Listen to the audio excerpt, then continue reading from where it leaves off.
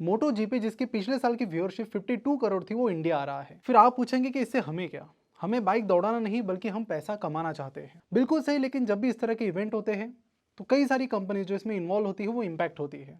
या तो उनका पैसा बनता है या फिर कई सारी कंपनीज का पैसा बर्बाद भी होता है।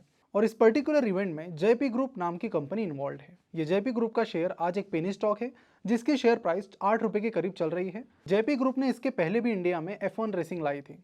कुछ लोगों का मानना है कि यदि इस बार मोटो जीपी चलता है तो जेपी ग्रुप के शेयर प्राइस को लॉन्ग टर्म में काफी फायदा मिलेगा और इसलिए कई सारे लोग जेपी ग्रुप के शेयर में एंटर कर रहे हैं। लेकिन अब यह समझना भी जरूरी है कि मोटो जीपी का इस जेपी ग्रुप को कितना फायदा होने वाला है और फिर जब F1 रेसिंग जेपी ग्रुप ने इंडिया लाई थी तब उन्हें कितना फायदा मिला था। ये सारी चीजों को समझने के बाद आपके लिए पिक्चर काफी क्लियर हो जाएगी।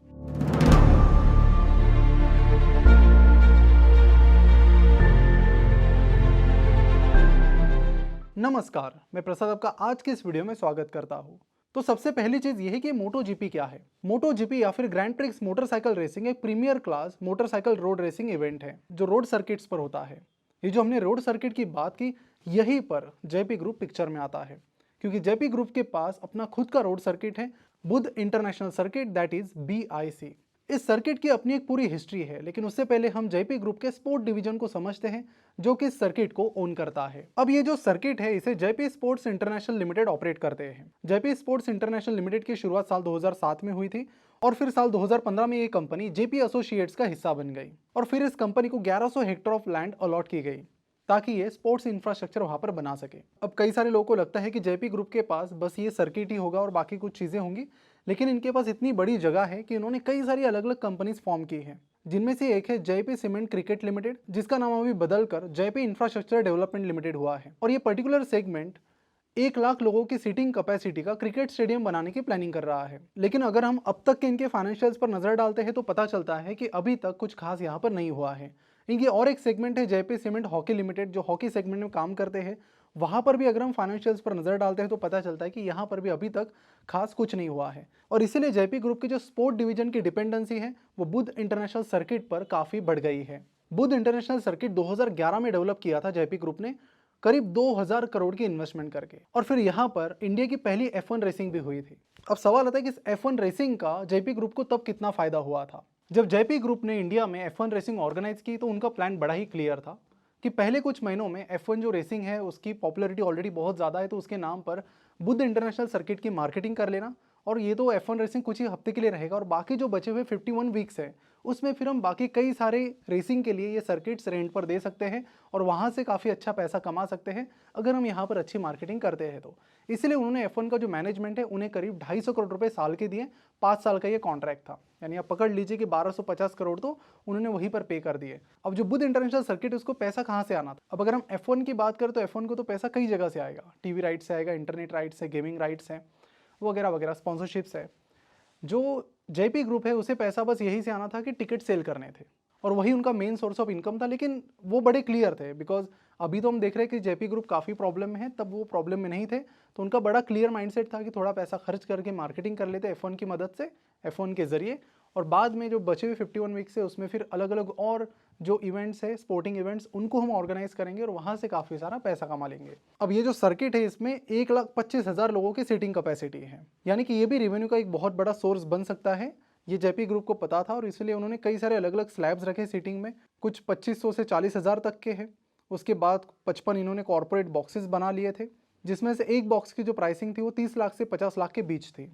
और यहाँ से जेपी ग्रुप एक्सपेक्ट कर रहा था कि कुछ 80 से 150 करोड़ का रेवेन्यू टिकट के सेल्स बेचकर हमें आ जाएगा और बाकी का जो ऊपर का उन्होंने पैसा पे किया है F1 को वो उनका लॉस होगा। लेकिन जो हुआ वो जेपी ग्रुप ने जैसा सोचा था उसके बिल्कुल विपरीत हुआ।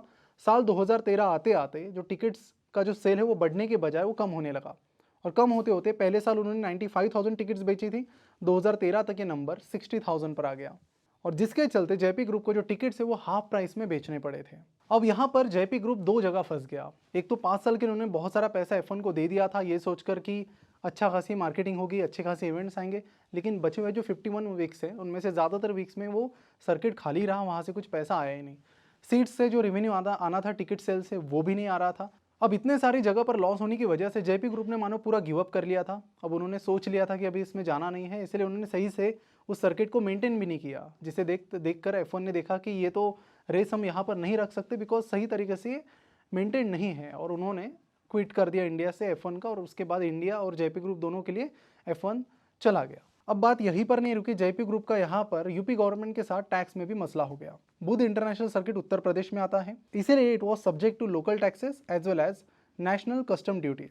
अब यहाँ पर तब के यूपी के चीफ मिनिस्टर अखिलेश यादव का ये कहना था कि जो फार्मूला 1 है ये स्पोर्ट इवेंट नहीं है, ये एक एंटरटेनमेंट इवेंट है, और इसीलिए उसको उसी हिसाब से टैक्सेस देने पड़ेंगे। और इसीलिए जो बाकी स्पोर्ट्स इवेंट्स में इंजन और टायर्स को इंपोर्ट किया जाता है तो कस्टम फीस कई बार वेव ऑफ की जाती है और टैक्स एग्जम्पशन भी दिए जाते हैं, वो इस केस में नहीं दिए गए। इसकी वजह से जेपी ग्रुप का जो टैक्स का बर्डन है वो बढ़ने लगा, और फिर बाद में ये मामला कोर्ट में चला गया और काफ़ी सारी और दिक्कतें भी जेपी ग्रुप के लिए बढ़ने लगी। तो इस तरह के कई सारे टाइप्स इंडिया में हो रहे हैं जिसका फायदा कई सारी कंपनीज के शेयर प्राइस में दिखाई दे रहा है। अगर आप भी ऐसी अपॉर्चुनिटीज़ का फायदा लेना चाहते हैं तो आप एम स्टॉक के साथ शुरुआत कर सकते हैं, जो कि मिराई एसेट का global technology led brokerage firm platform है। एम स्टॉक की खास बातें यह है कि इनके पास एक डायनामिक प्राइसिंग मॉडल है और एडवांस टेक्नोलॉजी फीचर्स है। ये platform strict zero cost brokerage और नो कमीशन मॉडल पर चलता है, जो कि बहुत ट्रांसपेरेंट है और कोई भी हिडन चार्जेस यहाँ पर नहीं है। इनका यूआई यूएक्स भी इतना स्मूथ है कि नए इन्वेस्टर्स भी बड़ी आसानी से इनके साथ इन्वेस्टमेंट शुरू कर सकते हैं। इतना ही नहीं, इनके जो फीचर्स है जैसे कि super fast one click order approach, quick toggle like voice search, advance order option, option chain, pre created one click index baskets, या आपकी ट्रेडिंग और इन्वेस्टमेंट प्रोसेस और भी आसान कर देते हैं। और यहाँ पर आपको बस 999 रुपीज़ की one time life time fee पे करनी है, जिसके बाद आपको फ्यूचर ऑप्शन हो, करेंसी हो, इंट्राडे हो, आईपीओ हो, किसी पर भी लाइफ टाइम के लिए ब्रोकरेज नहीं लगेगा। और अगर आप 999 रुपीज़ और पे करते हैं तो आपको कभी भी एनुअल मेंटेनेंस चार्ज नहीं लगेगा। और अगर आप ये 999 नहीं पे करना चाहते तो आपको 120 रुपीज़ पर क्वार्टर का एनुअल मेंटेनेंस चार्ज लगता है। तो इस तरह से लॉन्ग टर्म में काफ़ी सारे आपके जो चार्जेस है यहाँ पर बिल्कुल कम हो जाते हैं। तो ये जो प्लान है इसमें कोई भी हिडन चार्जेस नहीं है, कोई भी टर्म्स एंड कंडीशन नहीं है। तो नीचे दिए गए लिंक पर क्लिक करके एम स्टॉक के साथ अपनी इन्वेस्टमेंट जर्नी शुरू कीजिए। अब F1 रेसिंग में मुश्किलों का सामना करने के बाद क्या मोटो जीपी जेपी ग्रुप को बचाएगा? तो इसका जवाब बड़ा ही सिंपल है। यहाँ पर जेपी ग्रुप ने अपनी गलतियों से सीख लिया है। अब इन्होंने सीखा है कि हमें अब रिस्क नहीं लेना है, तो इसीलिए जो मोटो जीपी है इसे प्रमोट नहीं कर रहा है जेपी ग्रुप। तो इस बार मोटो जीपी को Noida based fair street sports promote कर रहे हैं और इसे ऑर्गेनाइज किया है डोना स्पोर्ट्स, जो कि एक इंटरनेशनल स्पोर्ट्स कंपनी है। देखिए, इवेंट जो है ये बुध इंटरनेशनल सर्किट पर ही हो रहा है। बस जेपी ग्रुप ने ये जो पर्टिकुलर इवेंट के लिए अपनी जो जगह है वो रेंट पर दी है। बस रेंट का पैसा उनके पास आएगा, फिर टिकट से कितना आता है कितना नहीं आता उससे उन्हें कुछ लेना देना नहीं है। और इस बार वो कोई भी रिस्क नहीं लेना चाहते, बिकॉज जब 2011 में उन्होंने रिस्क लिया था तब उनकी फाइनेंशियल कंडीशन ठीक ठाक थी। अभी इतनी ख़राब है, डेट इतना ज़्यादा बढ़ गया है कि एसबीआई ने तो उनके खिलाफ इंसॉल्वेंसी के केस फाइल कर दी है। तो कभी भी कंपनी गायब हो सकती है गेम में से, ये भी बहुत बड़ी पॉसिबिलिटी है। और अगर हम कंपनी के कर्ज को देखते हैं, कंपनी के फाइनेंशियल्स पर नज़र डालते हैं, तो और भी क्लियर पिक्चर आपको आएगी कि मोटो जीपी जेपी ग्रुप को नहीं बचा सकता, क्योंकि अब कंपनी का जो खेल है ऑलरेडी कंपनी इतनी ज़्यादा प्रॉब्लम में फंस चुकी है कि अभी उससे मोटो जीपी के और भी कोई बड़ी इवेंट वहाँ पर आता है तो भी कुछ ज़्यादा फायदा कंपनी को नहीं मिल पाएगा। क्योंकि 2011 के बाद कंपनी का जो बढ़ता हुआ डेट था, जो 44,000 से 2015 तक 75,000 तक चला गया, उसने कंपनी के लिए काफ़ी ज़्यादा दिक्कतें पैदा की।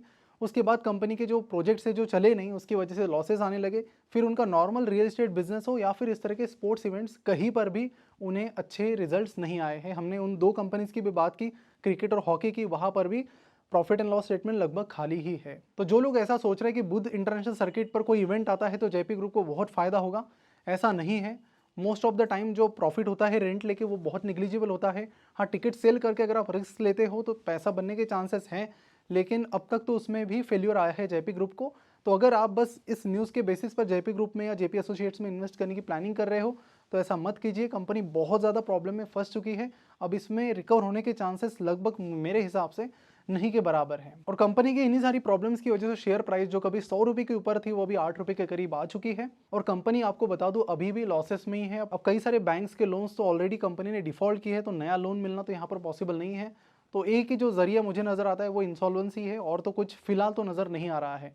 तो ये सारी चीज़ें ज़रूर ध्यान में रखिए। अगर आपको इसमें इन्वेस्ट भी करना है तो और डिटेल में इसके फाइनेंशियल्स चेक कीजिए और उसके बाद ही अपनी डिसीजन लीजिए। और जाते जाते एम स्टॉक को भी ज़रूर चेकआउट कीजिए।